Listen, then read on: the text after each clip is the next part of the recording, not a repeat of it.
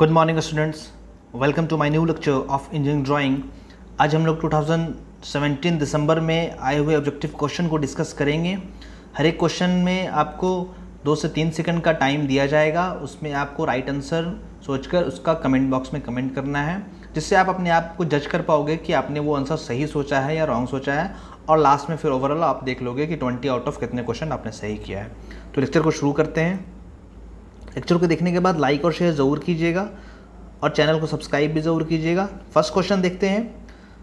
Total faces in tetrahedron is. Tetrahedron में total कितने faces हैं ये बताना है यहाँ पर। तो आपको राइट आंसर कमेंट में कमेंट करना है। टेट्राहेड्रॉन में आपको पता है, टेट्राहेड्रॉन में टोटल 4 इक्विलैटरल ट्रायंगल होते हैं। 4 इक्विलैटरल ट्रायंगल मतलब उसके पास टोटल फेसेस कितने हो गए? टोटल फेसेस यहाँ पर 4 हो गए। कैसा होता है टेट्राहेड्रॉन? आप देखिए, नीचे में एक फेस इक्विलैटरल ट्रायंगल होता है, उसके बाद एक इस साइड हो जाता है यहाँ पर, उसके बाद एक इस साइड हो गया ये वाला, और एक इस साइड हो गया ये वाला। तो 3 ऊपर में होता है और एक नीचे बेस में होता है। तो total 4 faces, equilateral triangle total 4 हो गए। तो उसके पास टोटल फेसेस पूछ रहा है, टोटल फेसेस उसके पास 4 हो जाएगा। Right answer option number B यहाँ पर राइट आंसर हो जाएगा। नेक्स्ट क्वेश्चन देखते हैं। Cylinder is developed by. Cylinder कौन से मेथड से डेवलप्ड किया जाता है ये यहाँ पर पूछ रहा है। आपको बताना है right answer. Right radial line method या पैरेलल लाइन मेथड या बोथ या नन ऑफ दीज। तो आई थिंक आपने राइट आंसर ही किया होगा। तो सिलेंडर और प्रिज्म के बारे में आपको बताया था। जब भी सिलेंडर और प्रिज्म का डेवलपमेंट बोलेगा तो हम लोग पैरेलल लाइन मेथड यूज़ करते हैं। पैरेलल लाइन मेथड यूज़ करते हैं। काफ़ी लेक्चर में हमने डेवलपमेंट का क्वेश्चन इंक्लूड किया था। आप अगर मेरा हर एक लेक्चर देखे होंगे तो ये सब क्वेश्चन आपको काफ़ी इजी लग रहा होगा, आपको हमेशा ये सब क्वेश्चन याद हो गया होगा। और 2017 दिसंबर में काफ़ी इजी जो क्वेश्चन भी आए हुए हैं, आई थिंक आप 20 आउट ऑफ 19 ईजिली आप सॉल्व कर सकते हो और 20 आउट ऑफ 20 भी कर सकते हो। काफ़ी इजी क्वेश्चन आए हुए हैं, आप देखोगे आगे। शेप से, सॉलिड से क्वेश्चन बहुत ज़्यादा पूछा गया है, आप देखोगे आंसर। तो इसका राइट आंसर आप देख लो। यहाँ पर सिलेंडर और प्रिज्म के बारे में बोल रहा है, सिलेंडर के बारे में बोल रहा है। तो सिलेंडर का डेवलपमेंट हम लोग पैरेलल लाइन मेथड से यूज़ करते हैं। तो पैरेलल लाइन मेथड का यूज़ करके करते हैं। तो ऑप्शन नंबर भी यहाँ पर राइट आंसर हो जाएगा। रेडियल लाइन मेथड और रेडियल लाइन मेथड का कहाँ पर हम लोग यूज़ करते हैं, किसके डेवलपमेंट में? इसका राइट आंसर आप कमेंट कीजिए। नेक्स्ट क्वेश्चन देखते हैं। Development is done by length. Development जो हम लोग करते हैं वो कौन से लेंथ से करते हैं वो यहाँ पर पूछ रहा है। तो ऑप्शन देखिए, ट्रू लेंथ होता है या एपरेंट होता है या बोथ होता है या नन ऑफ एबव होता है। कौन से लेंथ से हम लोग डेवलपमेंट करेंगे, इसका राइट आंसर आपको कमेंट करना है। तो आपको डेवलपमेंट के लेक्चर में आपको बताया था कि डेवलपमेंट जब भी हम लोग करते हैं तो वहाँ पर ट्रू लेंथ का ही यूज़ करके करते हैं। जब भी कोई सॉलिड को हम लोग ओपन करेंगे, उसको डेवलप करेंगे, तो उसका एक्चुअल लेंथ से ही उसको हम लोग ओपन करते हैं। अदरवाइज़ अगर हम लोग शॉर्टेस्ट लेंथ से कर देंगे या स्मॉलेस्ट लेंथ से कर देंगे तो वहाँ पर जो मटेरियल होगा डेवलपमेंट करने के बाद वो हम लोग कम मिलेगा। अगर फिर से उसको हम वापस सॉलिड बनाएं तो फिर हम लोगों का वो मटेरियल जो सॉलिड बनेगा वो छोटा हो जाता है। फॉर एग्जांपल आप शीट मेटल का यूज़ करते हो, तो अगर आप शीट मेटल का लेंथ कम ले लोगे एक्चुअल लेंथ से, तो क्या होगा, जो बॉक्स बनेगा वो कहीं पर कंप्लीट क्लोज पैक नहीं हो पाएगा। इसीलिए हम लोग हमेशा ट्रू लेंथ से ही डेवलपमेंट करते हैं। तो यहाँ पर हो जाएगा true length right answer option number ए। क्वेश्चन नंबर 4 देख लेते हैं। Development of surface in workshop is used in. जो डेवलपमेंट ऑफ सरफेस करते हैं हम लोग वर्कशॉप में, वो कौन से शॉप में करते हैं, कौन से शॉप में करते हैं वर्कशॉप के, वो उसमें आपको बताना है। फाउंड्री शॉप में करते हैं या ब्लैक स्मिथी में करते हैं या शीट मेटल में करते हैं। आप लोग फर्स्ट ईयर में वर्कशॉप में कुछ शॉप पढ़ते हो, जैसे carpentry shop, fitting shop, foundry shop, black smithy shop, sheet metal shop. तो उसमें से कौन सा शॉप में हम लोग डेवलपमेंट कंसेप्ट का यूज़ करते हैं वो आपको बताना है। इसका राइट आंसर आपको पता होगा। आपने शीट मेटल एक किया है। शीट मेटल में क्या होता है, एक शीट होता है, उसको आप प्रॉपर लेंथ मेज़र करके कट करते हो। कट करने के बाद वहाँ पर कुछ एक बॉक्स टाइप का बनाते हो, कुछ एक शेप बनाते हो, बॉक्स टाइप कैसे करके बना लेते हो डेवलप करके, फिर वहाँ पर रिवेट लगाकर बॉक्स बना लेते हो उसे। तो शीट मेटल में ही हम लोग डेवलपमेंट करते हैं। आप लोग किए होंगे क्लास में, फर्स्ट सेमेस्टर में आपने किया होगा। Development of workshop sheet metal में हम लोग यूज़ करते हैं। क्वेश्चन नंबर 5 देख लेते हैं। A cuboid has edges. Cuboid के पास कितने एजेस होते हैं, ये भी काफ़ी ईजी क्वेश्चन है। क्यूब के पास जितने एजेस होंगे सेम क्यूबॉइड के पास ही होते हैं। क्यूबॉइड होता कैसा है, क्यूब जिसका हर एक फेस जो होगा इक्वल नहीं होगा, मतलब इस क्यूब में क्या होता है, हर एक फेस जो होता है वो स्क्वायर होता है, लेकिन क्यूबॉइड में वैसा नहीं होगा, कोई छोटा होगा, दो फेसेस यहाँ पर ये वाला हो गया आगे वाला और ये वाला हो गया अलग अलग शेप का हो जाएगा, ऊपर वाला अलग शेप का हो जाएगा, इस टाइप का होगा।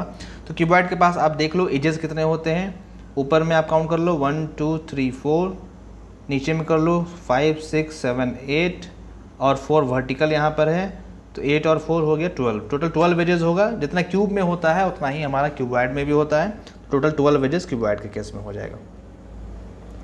अब अगर आपको इजीली अगर एज आपको कैलकुलेट करना है तो आप जिस रूम में बैठे हुए होगे अगर वो क्यूबॉइड शेप का होगा या स्क्वायर शेप का, क्यूब के शेप का होगा, तो आप वहाँ पर काउंट कर सकते हो। ऊपर का रूफ के पास आप देख लो टोटल 4 एजेस है, नीचे में आप देख लो सरफेस के पास 4 एजेस है और 4 वर्टिकल है, टोटल 4 + 4 + 4 12 हो जाएगा। यहाँ पर right answer option number C. Question number 6 देख लेते हैं। In orthographic projections all the projectors are, orthographic जो प्रोजेक्शन होता है उसमें जो प्रोजेक्टर्स होते हैं वो कैसे होते हैं वो बताना है, आपको राइट आंसर कमेंट करना है। तो ऑप्शन देख लीजिए, perpendicular to plane, parallel to the plane and both and none of above. इसका राइट आंसर आप कमेंट कीजिए। प्रोजेक्शन, ऑर्थोग्राफिक प्रोजेक्शन भी आपको काफ़ी बार बता दिया गया है। तो जो प्रोजेक्टर्स होते हैं वो आपस में पैरेलल होते हैं और जो प्रोजेक्टर जो प्लेन होता है, प्रोजेक्शन का जो प्लेन होता है उसके परपेंडिकुलर होता है। लास्ट लेक्चर भी ऑब्जेक्टिव क्वेश्चन जो हमने डिस्कस किया है वहाँ पर भी ये क्वेश्चन इसी से रिलेटेड एक क्वेश्चन आया हुआ था। तो जब भी अगर प्रोजेक्शन प्लेन से बोलेगा, प्रोजेक्टर प्लेन से क्या होता है प्रोजेक्टर का एंगल, तो वो हमेशा 90 डिग्री होता है। और अगर आपस में प्रोजेक्टर्स बोलेगा कि प्रोजेक्टर्स आपस में कैसे होते हैं, तो वो पैरेलल होते हैं। बट यहाँ पर ऑप्शन में प्लेन दिया हुआ परपेंडिकुलर टू द प्लेन, तो ये तो राइट आंसर है, यहाँ पर परपेंडिकुलर है। पैरेलल टू द प्लेन यहाँ पर नहीं होगा, क्योंकि हम लोग अगर फ्रंट व्यू बना रहे हैं तो इस वाले वॉल से इसका परपेंडिकुलर ही होगा। अगर टॉप व्यू बनाएंगे तो ग्राउंड से इसका परपेंडिकुलर होगा। हमेशा जिस व्यू में हम लोग देख रहे हैं प्रोजेक्टर हमेशा उस व्यू के परपेंडिकुलर प्लेन, सामने वाले प्लेन पर ही प्रोजेक्टर जाता है। तो सामने वाले प्लेन से हम लोग देखते हैं कि क्या एंगल बना रहा है। ऐसा नहीं कि फ्रंट में देख रहे हैं और फिर बोलेंगे कि हॉरिजॉन्टल से क्या एंगल बना रहा है, क्योंकि हॉरिजॉन्टल पे तो वो प्रोजेक्ट नहीं हो रहा है ना। फ्रंट व्यू हम बना रहे हैं तो प्रोजेक्ट कहाँ हो रहा है, वो सामने वाले वाल पर हो रहा है, वर्टिकल वाल पर हो रहा है। अगर टॉप व्यू देखेंगे तो वो कहाँ प्रोजेक्ट होगा, वो हमारा हॉरिजॉन्टल प्लेन पे प्रोजेक्ट होगा। तो इसी तरह से होता है। तो यहाँ पर जो प्रोजेक्टर्स होते हैं वो जिस प्लेन पर हम लोग प्रोजेक्ट करते हैं उसके परपेंडिकुलर हमेशा वो प्रोजेक्टर होता है। तो ऑप्शन नंबर ए राइट आंसर हो जाएगा। क्वेश्चन नंबर 7 देख लेते हैं। काफ़ी क्वेश्चन इजी पूछा गया है, आप देख रहे होंगे। 18 एजेस आर इन, 18 एजेस किस में होते हैं, कौन सा ऐसा सॉलिड है जिसमें आपको 18 एजेस मिलते हैं, ये आपको बताना है यहाँ पर। ये क्वेश्चन पहले भी आया हुआ है, वहाँ पर कुछ और पूछा गया था, वहाँ पर ऑप्शन में 18 एजेस था, यहाँ पर क्वेश्चन में ही 18 एजेस दे दिया है। तो आपको याद होगा हेक्सागोनल प्रिज्म जो होता है उसके पास 6 एजेस एक बेस में होते हैं। ऊपर में अगर हेक्सागोन है तो उसके पास 6 एजेस, नीचे में भी एक बेस होगा तो उसके पास भी 6 एजेस हो जाएंगे। और वर्टिकल ये जो लाइन्स होते हैं इसके पास भी टोटल 6 हो जाते हैं। तो यहाँ पर हेक्सागोनल जो प्रिज्म होता है उसके पास टोटल 18 एजेस होते हैं। 6 ऊपर बेस हो गया, 6 नीचे हो गया और 6 वर्टिकल हो गया। 6 + 6 + 6 18 एजेस हो जाएगा। तो हेक्सागोनल प्रिज्म इसका राइट आंसर हो जाएगा, option number B. Question number 8 देख लेते हैं। A square pyramid is placed on the ground then elevation will be shape. कोई स्क्वायर पिरामिड को ग्राउंड पर रखा गया है, उसका बेस को ग्राउंड पर रखा गया है, तब जो है एलिवेशन क्या होगा वो पूछ रहा है। एलिवेशन मतलब आपको बताना है इसका फ्रंट व्यू क्या होगा, ये यहाँ पर आपको बताना है। तो स्क्वायर पिरामिड है, उसका बेस ग्राउंड पर रखा गया है, तो उसका फ्रंट व्यू में क्या दिखने वाला है आपको पता है, काफ़ी इजी क्वेश्चन है। उसका फ्रंट व्यू में आपको ट्रायंगल ही दिखने वाला है। यहाँ पर option number B right answer होगा। पिरामिड है तो पिरामिड में हम लोग फ्रंट व्यू देखेंगे, अगर बेस HP पर रखा गया है तो हमें ट्रायंगल दिखता है। Option number B right answer होगा। क्वेश्चन नंबर 9 देख लीजिए। In development of solid radial line method is employed for. अगर सॉलिड का डेवलपमेंट कर रहे हैं तो रेडियल लाइन मेथड किसके के लिए यूज़ करते हैं, ये यहाँ पर बताना है आपको कि रेडियल लाइन मेथड कहाँ हम लोग यूज़ करते हैं। तो आपको पता है रेडियल लाइन मेथड कहाँ किसके लिए यूज़ करते हैं। रेडियल लाइन मेथड का हम लोग यूज़ कोन के लिए और पिरामिड के लिए करते हैं। तो यहाँ पर ऑप्शन में देख लीजिए दोनों में से क्या दिया हुआ है। यहाँ पर ऑप्शन बी दिया हुआ है पिरामिड, मतलब हम लोग रेडियल लाइन मेथड का यूज़ पिरामिड के लिए करेंगे। तो इसका answer option number B right answer हो जाएगा। नेक्स्ट क्वेश्चन देख लेते हैं। Question number 10। In which projection lengths are reduce. कौन सा वैसा प्रोजेक्शन है जिसमें लेंथ जो होता है वो रिड्यूस्ड हो जाता है। तो इसका आंसर आपको पता होगा, राइट आंसर। आइसोमेट्रिक प्रोजेक्शन जो होता है उसमें लेंथ जो होता है वो रिड्यूस्ड लेंथ होता है, बट ऐसा प्रोजेक्शन होता है जिसमें एक ही व्यू में हम लोग ऑल डायमेंशन को शो कर पाते हैं, उसका हाइट भी, लेंथ भी और विड्थ भी कर पाते हैं। तो इसका राइट आंसर ऑप्शन नंबर ए होगा, आइसोमेट्रिक प्रोजेक्शन जो होता है जिसमें लेंथ रिड्यूस्ड होता है। Option number A will be right answer. Question number 11 देख लेते हैं। Ratio of isometric length to actual length is, isometric length और एक्चुअल लेंथ का रेशियो क्या होता है ये यहाँ पर पूछ रहा है। लास्ट ऑब्जेक्टिव क्वेश्चन जो हमने प्रीवियस ऑब्जेक्टिव क्वेश्चन डिस्कस किया था उसमें भी सेम क्वेश्चन बहुत बार आया हुआ है। ये सब क्वेश्चन आपको याद हो गया होगा। आइसोमेट्रिक लेंथ और एक्चुअल लेंथ का रेशियो बोल रहा है, मतलब आइसो ऊपर है और एक्चुअल नीचे। ये आपको ध्यान देना है कि आइसो ऊपर बोल रहा है तो इसका मतलब इसका लेंथ, इसका जो रेशियो होगा वो 0.1 से मतलब 1 से जो होगा वो कम होना चाहिए, क्योंकि आइसो लेंथ जो होता है वो छोटा होता है, लेस होता है as comparison to actual length. तो इसका ऑप्शन देख लीजिए 0.82 इसका राइट आंसर हो जाएगा। एक्चुअल में होता है 0.815, बट यहाँ पर ऑप्शन में 0.82 अप्रॉक्स करके दिया हुआ है, तो option number C right answer होगा। क्वेश्चन नंबर 12 देख लेते हैं। All vertical faces of pyramid is, जो पिरामिड होता है उसका वर्टिकल फेसेस वो कौन से शेप का होता है वो यहाँ पर पूछ रहा है। रेक्टेंगल होता है कि ट्रायंगल होता है कि स्क्वायर होता है कि नन ऑफ एबव होता है। पिरामिड है तो आप ध्यान दे दीजिए, पिरामिड में क्या होता है, इसका राइट आंसर क्या हो जाएगा, ट्रायंगल होता है। जब भी पिरामिड हम लोग देखते हैं तो वर्टिकल जो फेसेस होता है जो एक्चुअल में हल्का हल्का इंक्लाइंड होता है, एपेक्स होता है, एपेक्स से वो हर एक इंक्लाइंड फेसेस मिला हुआ होता है, वो ट्रायंगुलर होता है, ट्रायंगुलर शेप का होता है। ऑप्शन नंबर बी यहाँ पर राइट आंसर हो जाएगा। अब देख रहे होगे 2017 में ज़्यादातर क्वेश्चन जो होता है वो शेप से ही पूछा गया है कि ऐसा होगा तो कौन सा शेप होगा। आगे भी आप देखोगे तीन चार क्वेश्चन लगातार शेप से ही है। क्वेश्चन नंबर 13 देख लेते हैं। Isometric scale is used in projection, isometric scale का हम लोग कौन से प्रोजेक्शन में यूज़ करते हैं वो यहाँ पर बताना है। ऑर्थोग्राफिक में करेंगे कि प्रोस्पेक्टिव में करेंगे कि बोथ में करेंगे या फिर आइसोमेट्रिक में करेंगे। आपको नाम से ही पता चल जा रहा है, isometric scale means isometric projection. तो ऑप्शन नंबर डी यहाँ पर राइट आंसर हो जाएगा। आइसोमेट्रिक प्रोजेक्शन जब हमें करना होता है तब हम लोग आइसोमेट्रिक लेंथ का यूज़ करते हैं। नेक्स्ट क्वेश्चन देख लेते हैं। Question number 14। Prism has vertical faces, prism के पास जो वर्टिकल फेसेस होते हैं वो किस शेप का होता है वो आपको बताना है। देख रहे हैं आप, पहले पिरामिड का पूछा, अब प्रिज्म का पूछ रहा है, तो अलग अलग सिर्फ शेप के बारे में ज़्यादातर इसमें क्वेश्चन पूछा गया है। तो प्रिज्म का शेप आपको पता है, जब भी प्रिज्म के बारे में बात होता है तो हम लोग बोलते हैं कि रेक्टेंगुलर फेसेस प्रिज्म के पास होते हैं। तो प्रिज्म के पास क्या होता है, रेक्टेंगल होता है। तो rectangular vertical faces, rectangular vertical faces होता है, तो ऑप्शन नंबर बी यहाँ पर राइट आंसर हो जाएगा। प्रिज्म के पास रेक्टेंगुलर फेसेस होते हैं। क्वेश्चन नंबर 15 देख लेते हैं। Cube has faces of shape, अब क्यूब के बारे में पूछ रहा है। क्यूब के पास कौन से जो फेस होता है वो किस शेप का होता है वो यहाँ पर पूछ रहा है। तो आपको पता है क्यूब के पास 6 फेसेस होते हैं जो सबका शेप बराबर होता है और सब स्क्वायर शेप का होता है। जो भी उसका हाइट होता है वही उसका विड्थ होता है, वही उसका लेंथ होता है। ऑप्शन नंबर सी यहाँ पर राइट आंसर हो जाएगा। 6 फेसेस तो क्यूब के पास हो रहे हैं और वो सारे के सारे स्क्वायर होते हैं, तो यहाँ पर right answer option number C हो जाएगा। क्वेश्चन नंबर 16 देख लीजिए।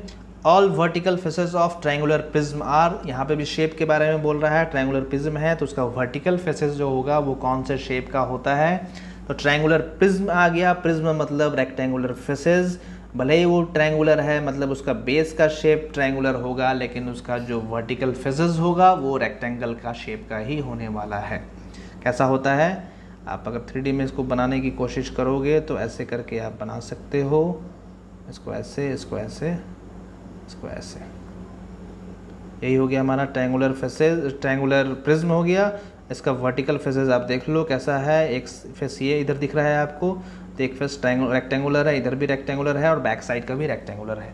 तो ट्रायंगुलर प्रिज्म में है, बेस उसका ट्रायंगुलर शेप का होगा, लेकिन वर्टिकल फेसेस जो होगा, बिकॉज वो प्रिज्म है तो वर्टिकल फेसेस रेक्टेंगल ही होगा। तो राइट आंसर ऑप्शन नंबर ए होगा। आप देख रहे हो लगातार 4 से 5 क्वेश्चन शेप से ही पूछा है। तो बेसिक क्वेश्चन पूछा है 2017 में। अगर ये भी आप गलत कर दोगे तो आप समझ लो कि इंजीनियरिंग ड्राइंग का आपको शेप के बारे में भी नॉलेज नहीं है। Elevation of a vertical cylinder is, अब सिलेंडर के बारे में पूछ दिया है कि सिलेंडर है उसका एलिवेशन क्या होगा। एलिवेशन मतलब फ्रंट व्यू, तो सिलेंडर का फ्रंट व्यू आप पूछ रहा, वर्टिकल सिलेंडर है वो, मतलब सिलेंडर वर्टिकली रखा गया, ऐसे करके ऐसे रखा गया है, सिलेंडर ऐसे करके ऐसे रखा हुआ है, तो उसका एलिवेशन पूछ रहा है कि क्या होने वाला है, मतलब फ्रंट व्यू क्या होने वाला है। बहुत ही ईजी क्वेश्चन है। आपको पता है जब भी सिलेंडर होता है तो फ्रंट व्यू में हम लोग क्या बनाते हैं, कोई सिलेंडर है उसका बेस HP पर रखा गया है तो फ्रंट व्यू में हम लोग हमेशा रेक्टेंगल ही बनाते हैं। तो right answer option number D हो जाएगा। क्वेश्चन नंबर 18 देख लेते हैं। सेक्शन लाइंस आर, जो सेक्शन लाइंस होते हैं वो कैसे होते हैं वो आपको बताना है। ब्रोकन होते हैं कि कंटिन्यूअस होते हैं कि इक्वली स्पेस्ड ब्रोकन होते हैं कि नन ऑफ एबव होते हैं। ये क्वेश्चन मैंने सेक्शन ऑफ सॉलिड जब लेक्चर पढ़ा रहा था तो वहाँ पर ऑब्जेक्टिव क्वेश्चन में भी इंक्लूड किया था, तो वही क्वेश्चन है सेम। सेक्शन लाइन के बारे में आपको पता है जब भी कोई सेक्शन प्लेन किसी भी सॉलिड को कट करता है तो जो भी सॉलिड का फेसेस जो सेक्शन प्लेन को टच करता है उसको हम लोग हैचिंग करते हैं। तो हैचिंग जिस लाइन से करते हैं उसी लाइन को हम लोग सेक्शन बोलते हैं। मान लीजिए ये सॉलिड है, इसको सेक्शन प्लेन कट किया है और वो पूरे प्लेन को ही टच कर रहा है तो पूरे प्लेन को हम लोग हैचिंग कर लेते थे। तो जो हैचिंग वाला लाइन है उसी लाइन को हम लोग बोलते हैं सेक्शन लाइन। तो यहाँ पर सेक्शन लाइन कैसा होता है आपको ये बताना है।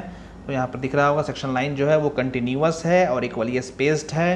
तो यहाँ पर ऑप्शन में देखिए ब्रोकन, तो ये तो नहीं होगा। इक्वली स्पेस्ड ब्रोकन, ये भी नहीं होगा। तो कंटिन्यूअस हो सकता है, तो continuous right answer option number B यहाँ पर राइट आंसर हो जाएगा। कंटिन्यूअस होता है। ऑप्शन में अगर ये लगा देता कंटिन्यूअस इक्वली स्पेस्ड तो और भी बेटर था, लेकिन कंटिन्यूअस होता है तो कंटिन्यूअस हम लोग ऑप्शन नंबर बी सिलेक्ट करेंगे। क्वेश्चन नंबर 19 देख लेते हैं। Solid sphere is generated by rotation of, ये भी शेप से ही क्वेश्चन है। सॉलिड स्फीयर अगर हम लोग किसको रोटेट किया जाए कि सॉलिड स्फीयर बन जाए, अगर हम लोग प्रिज्म को रोटेट करेंगे तो क्या सॉलिड स्फीयर बनेगा? प्रिज्म तो एक खुद सॉलिड है तो इसको रोटेट करने से सॉलिड नहीं बनने वाला है, ये तो रॉन्ग हो जाएगा। कोन को भी हम रोटेट करेंगे तो सॉलिड नहीं बनने वाला है। रेक्टेंगल को रोटेट करते हैं तो क्या बनता है आपको पता है। रेक्टेंगल अगर है इसको हम लोग रोटेट कर देते थे तो क्या बनता था, रोटेट करने पर सिलेंडर बन जाता था। तो रेक्टेंगल को रोटेट करने पर सिलेंडर बनता है तो ये भी नहीं होगा। सेमी सर्कल को अगर हम रोटेट कर दें तो हमारा सॉलिड जो होता है वो स्फीयर के फॉर्म में बन जाता है। मान लीजिए ये सेमी सर्कल हम लोग लिए, इसी को अगर हम लोग रोटेट कर दें तो रोटेट करने के बाद क्या बनता है, एक हम लोग को एक स्फीयर के फॉर्म में बन जाता है। आप कर सकते हो घर पर भी एक सेमी सर्कल जैसा एक पेज लेना, पेज को वर्टिकल लाइन को इसको फिक्स करते हुए उसको रोटेट कर देना ऐसे करके, तो रोटेट करोगे तो आपको एक स्फीयर बनने वाला है। तो इसका right answer option number D हो जाएगा, सेमी सर्कल। सेमी सर्कल को जब भी हम रोटेट करेंगे तो स्फीयर बनने वाला है। क्वेश्चन नंबर 20 देख लेते हैं। फ्रस्टम इज ऑब्टेन्ड बाय, कोई भी फ्रस्टम है उसे हम लोग कहाँ से मिलता है, वो फ्रस्टम कौन सा सॉलिड से मिलता है, प्रिज्म से मिलेगा कि पिरामिड से मिलेगा कि स्फीयर से मिलने वाला है या सिलेंडर से मिलने वाला है। तो आपको बताया था लास्ट लेक्चर में भी बताया था, फ्रस्टम जो होता है वो हमेशा पिरामिड या कोन से मिलता है। जब भी सेक्शन प्लेन हॉरिजॉन्टल होता है या HP के पैरेलल होता है तब लोअर पोर्शन जो कट करने के बाद बचता है उसी को हम लोग फ्रस्टम बोलते हैं। तो फ्रस्टम पिरामिड और कोन दोनों में से किसी में भी मिल सकता है। तो ऑप्शन यहाँ पर देख लीजिए, यहाँ पर ऑप्शन में पिरामिड है तो option number B right answer होगा। अगर ट्रंकेटेड ऑप्शन में ट्रंकेटेड अगर क्वेश्चन में रहता है तो ट्रंकेटेड भी हम लोगों को पिरामिड और कोन से ही मिलता है, बट वहाँ पर सेक्शन प्लेन जो होता है वो इंक्लाइंड हो जाता है। तो यहाँ पर सेक्शन प्लेन के बारे में आपसे नहीं पूछा है, आपसे सिर्फ पूछा है कि फ्रस्टम हम लोगों को कौन से सॉलिड से मिलता है। तो इसका right answer option number B pyramid हो जाएगा। ये इस लेक्चर का लास्ट क्वेश्चन था। 20 आउट ऑफ 20 आपने कितना क्वेश्चन सॉल्व किया वो देख लो। आई थिंक क्वेश्चन काफ़ी ईजी थे, इसमें से कोई सा भी क्वेश्चन अलग नहीं था, न्यू नहीं था, सारा क्वेश्चन आपका कराया हुआ था। अगर मेरा सब लेक्चर आप देखे होंगे तो आप 100% सारा क्वेश्चन ईजिली कंप्लीट कर पा रहे होंगे। आप हो सकता है 20 आउट ऑफ 20 भी कुछ स्टूडेंट किए होंगे या 19 भी आपने किया है तो आपका 95% स्कोर काफ़ी ज़्यादा होता है। इन क्वेश्चन से रिलेटेड कुछ भी डाउट होगा तो आप कमेंट में कमेंट करके पूछ सकते हैं, या कोई भी टॉपिक जो इंजीनियरिंग ड्राइंग का है जिसमें आपको डाउट है तो आप उससे रिलेटेड आप कमेंट में कमेंट कर सकते हैं। मैं उसके रिगार्डिंग आपसे कुछ लेक्चर अपलोड कर दूंगा या फिर कुछ सजेशन आपको प्रोवाइड कर दूंगा जिससे आपका वो डाउट क्लियर हो जाएगा। वीडियो कहीं पे स्टॉप करते हैं। वीडियो को देखने के लिए थैंक यू सो मच। देखने के बाद लाइक और शेयर ज़रूर कीजिएगा, और जो भी कुछ डाउट होगा तो आप फेसबुक पर भी एक पेज बना हुआ है इंजीनियर सुधार के नाम पर, वहाँ पर भी मैसेज करने का ऑप्शन दिया गया है। आप उस पर भी मैसेज करके वहाँ पर आप क्वेश्चन पूछ सकते हैं, या फिर टेलीग्राम ऐप डाउनलोड करके इंजीनियर सुधार ग्रुप आप ज्वाइन कर लीजिएगा। वीडियो को देखने के बाद लाइक और शेयर ज़रूर कीजिएगा और चैनल को सब्सक्राइब भी ज़रूर कीजिएगा। Thank you so much.